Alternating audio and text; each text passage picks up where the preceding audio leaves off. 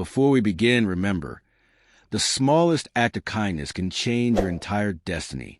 Now hit that subscribe button, turn on your notification bell, and don't forget to share this video with someone who believes in fate and love. Where are you watching from?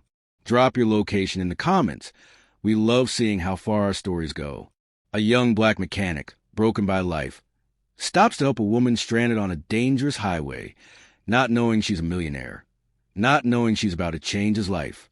But what he also doesn't know is that she's hiding something. The sun was fading behind thick clouds as Malik Otis, 27, zipped up his oil-stained jacket and walked out of West End Auto Garage. Tired but determined, he had just closed his 10th car of the day. The streets of Atlanta pulsed with early evening traffic, horns blaring, tires screeching, life rushing past him. But Malik walked slow, heavy. His dreams of finishing engineering school had been shelved long ago, lost bills, his mother's dialysis, and reality. That's when he saw it. A black Range Rover, sleek, powerful, yet oddly idle by the curb. Its hazard lights blinked nervously, like it was trying to call for help, and beside it stood a woman, tall, caramel-toned, mid-30s, pacing with frustration and a phone to her ear. "Need a hand?" Malik asked, wiping his greasy hands on a rag as he approached. The woman turned, startled. Her Chanel glasses slid down slightly. "I've been on hold with roadside assistance for 20 minutes. Flat tire, no jack, and I'm already late for a board meeting." Malik crouched low and scanned the tire. "I got tools in my trunk. Give me 5 minutes." She hesitated. "You don't even know me." "Don't need to," he said, flashing a quick, kind smile. "You're stuck. I fix cars." Simple. He popped the trunk of his beat-up Camry and got to work. She watched him in silence, the wind tugging at her long silk scarf as her frustration began to melt. In under 10 minutes, Malik had the spare tire mounted and wiped his hands clean. "Done," he said, standing. "How much do I owe you?" He shook his head. "Nothing. Just pay it forward someday." She blinked, clearly surprised. "You sure?" "Yeah. Some days, all someone needs is a hand." She reached into her purse and pulled out a business card. "I'm Naomi Sinclair, VP at Sinclair Holdings. If you ever need anything, call me." He glanced at the gold-trimmed card. "All right. Thanks, Miss Sinclair." Naomi drove off, the taillights disappearing into the dusk. Malik pocketed the card and walked on, not knowing that this moment was the start of everything. A week passed. 2. Malik returned to his routine. Wake, fix cars, eat, sleep. But one evening, as he mopped the garage floor, a sleek black SUV pulled up outside. The same Range Rover. Naomi stepped out, dressed casually this time, jeans, sneakers, no boardroom armor. "I want to say thank you again," she said, approaching. "You already did." "I meant in person. Also, I have a job for you." Malik raised a brow. "A job?" "My brother owns a property in Buckhead. Classic cars collection. He's looking for someone to maintain them full-time. High pay. Full benefits. No games." It felt like a prank, but her face was dead serious. The next day, Malik walked into a garage bigger than his apartment building. Ferraris, Bentleys, vintage Mustangs, each spotless and humming with quiet power. The job was real. So was the paycheck. Over the next months, Naomi visited often, sometimes dropping off paperwork, other times just checking in. Their talks grew longer, then warmer. She found comfort in Malik's honesty. He admired her fire. Then came the night it all changed. They sat on the back porch of Naomi's lakeside home after a business event. The air smelled like jasmine and soft jazz played in the background. She sipped her wine, eyes heavy with something unsaid. "My ex-husband," she finally whispered. "He used to say no man would ever love me for me, only for my money." Malik turned to her. "That man was a fool." She looked up, stunned. "I don't care about what you have. I see how you listen, how you lead, how you show up when you don't have to." Silence stretched. Then she leaned in and kissed him. They kept their relationship private, away from headlines, judgments, and whispers. It was real, grounded. Naomi helped Malik re-enroll in engineering school part-time. Malik showed her a kind of love money could never buy. But peace doesn't come without tests. At a family fundraiser, Naomi introduced Malik publicly for the first time. Whispers began. Isn't he just a mechanic? Gold digger? She's losing her mind. And then came the twist.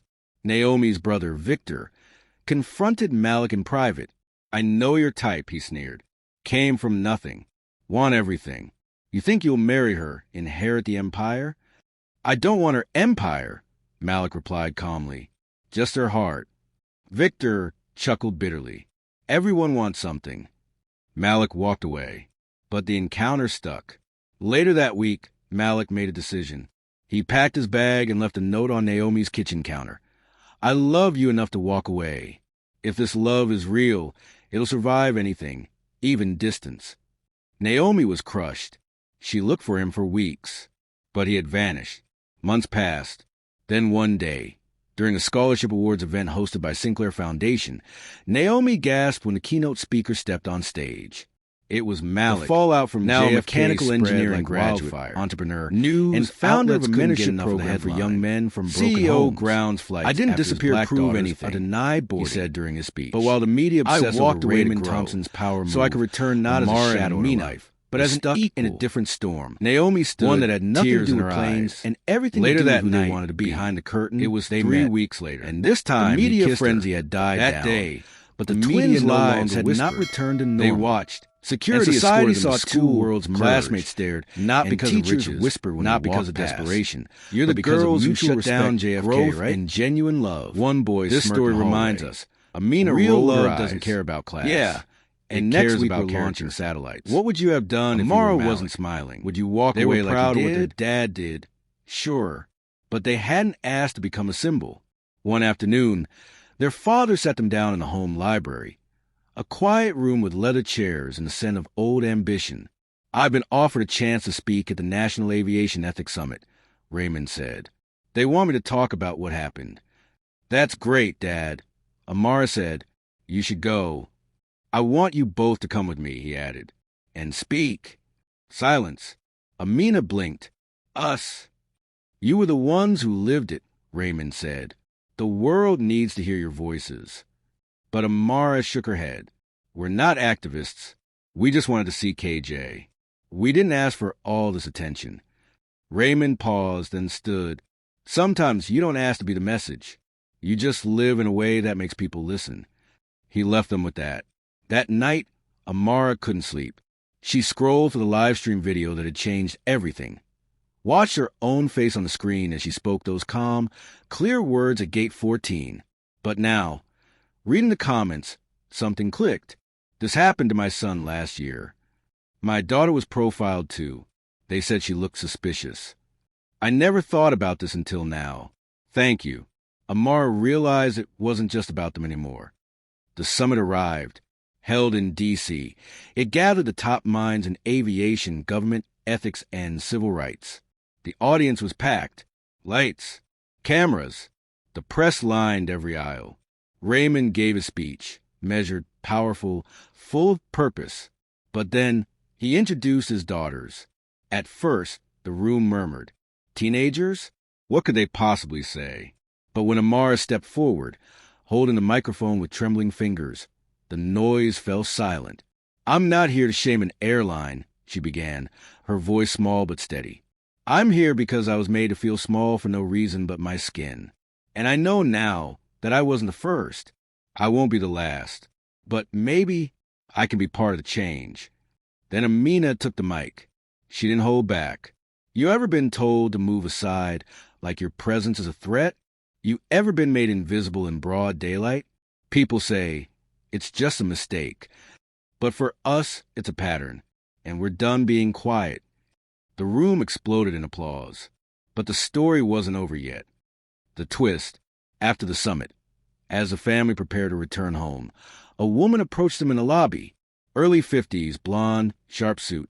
She looked like someone used to getting her way. Mr. Thompson, she said, offering a hand. I'm Cynthia Graves, senior executive at Atlantic Skies. Raymond recognized the airline name instantly. They were direct competitors to the airline he'd just publicly challenged. I watched your daughter speak. Very powerful, she said. Our board wants to offer Amara and Amina something, early internships, aviation leadership program, full scholarship pipeline to any school of their choice. Amara and Amina's eyes widened. Seriously? Cynthia smiled. We believe voices like yours are the future. Let us help build that. Raymond looked at his daughters, then back at Cynthia. That depends, he said. You offering this to silence them or to raise them? Cynthia's expression shifted, but only slightly. To raise them. This industry needs more of them, more of you. Back home, the girls began the program. They weren't just learning how planes flew. They were learning how decisions got made, who sat at the table, and what it meant to be the one with a voice in the room.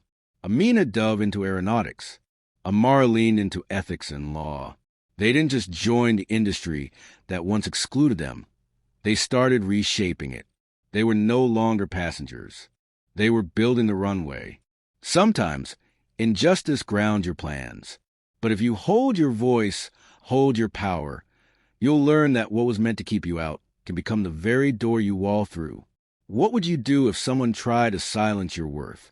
Do you believe young people like Amara and Amina can change the system from within? Tell us in the comments. Don't forget to hit that subscribe button, turn on your notification bell, and share this story with someone who needs it. Where are you watching from? Drop your flag or city. We love seeing how far these stories reach. This isn't just storytelling. This is truth with power.